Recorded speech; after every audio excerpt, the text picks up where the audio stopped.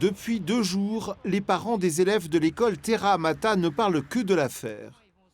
Oui, je suis inquiète et on est inquiet de savoir si est-ce que nos enfants sont en sécurité quand ils vont dans un centre aéré ou dans leur école.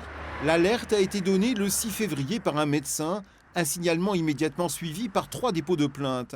En cause, les agissements d'un animateur du centre aéré de l'école Terra Amata.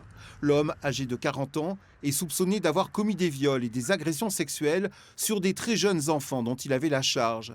Ce matin, une mère confiait son inquiétude. Son fils de 3 ans faisait partie d'un groupe d'enfants encadré par l'animateur.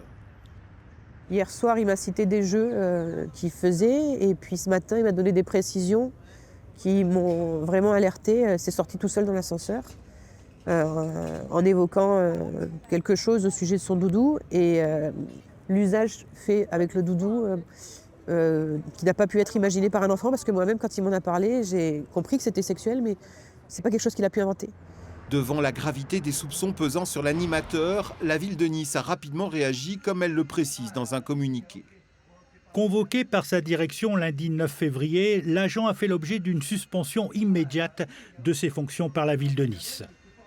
Le maire de Nice a confirmé l'engagement total de la municipalité à apporter un concours actif à l'enquête en cours. En lien avec les équipes de l'hôpital Lanval, la ville de Nice déclenche une cellule d'écoute et de soutien psychologique pour les parents et les enfants. L'enquête judiciaire est désormais entre les mains d'un juge d'instruction.